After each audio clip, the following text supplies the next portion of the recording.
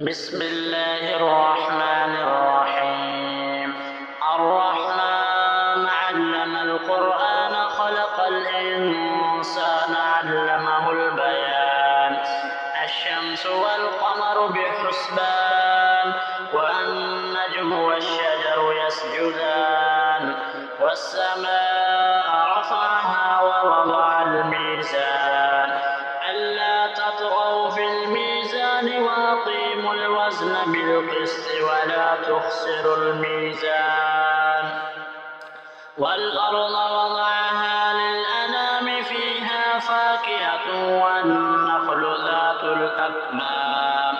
والحب ذو العصف والريحان فبأي آلاء ربكما تكذبان خلق الإنسان من صلصال كالفخار وخلق الجان من مارج من نار فبأي آلاء ربكما تكذبان رب المشرقين ورب المغربين فبأي آلاء ربكما تكذبان مرج البحرين يلتقيان بينهما برزخ لا يبغيان فبأي آلاء ربكما تكذبان يخرج منهما اللؤلؤ والمرجان فبأي آلاء ربكما تكذبان وله الجوار المنشآت في البحر كالأعلام فبأي آلاء ربكما تكذبان كل من عليها فان ويبقى وجه ربك ذو الجلال والإكرام فبأي آلاء ربكما تكذبان يسأله من في السماوات والأرض كل يوم هو في شأن فبأي آلاء ربكما تكذبان سنفرغ لكم أيها الثقلان فبأي آلاء ربكما تكذبان يا معشر الجن والإنس إن استطعتم أن تنفذوا من أقطار السماوات والأرض فانفذوا لا تنفذون إلا بسلطان فبأي آلاء ربكما تكذبان يرسل عليكم شواظ من نار ونحاس فلا تنتصران فبأي آلاء ربكما تكذبان فإذا انشقت السماء فكانت وردة كالدهان فبأي آلاء ربكما تكذبان فيومئذ لا يسأل عن ذنبه إنس ولا جان فبأي آلاء ربكما تكذبان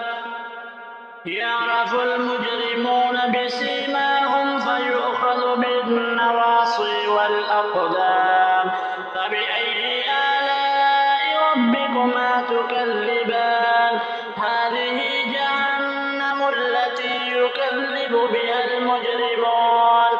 يطوفون بينها وبين حميم آن فبأي آلاء ربكما تكذبان ولمن خاف مقام ربه جنتان فبأي آلاء ربكما تكذبان ذواتا أفنان فبأي آلاء ربكما تكذبان فيهما عينان تجريان فبأي آلاء ربكما تكذبان فيهما من كل فاكهة زوجان فبأي آلاء ربكما تكذبان متكئين على فرش بطائنها من استبرق وجنى الجنتين دان فبأي آلاء ربكما تكذبان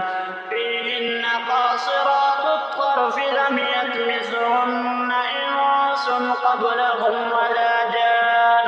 فبأي آلاء ربكما تكذبان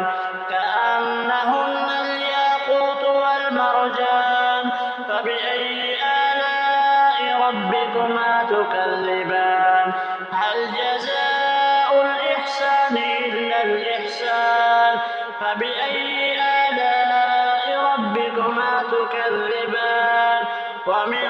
دونهما جنتان فبأي آلاء ربكما تكذبان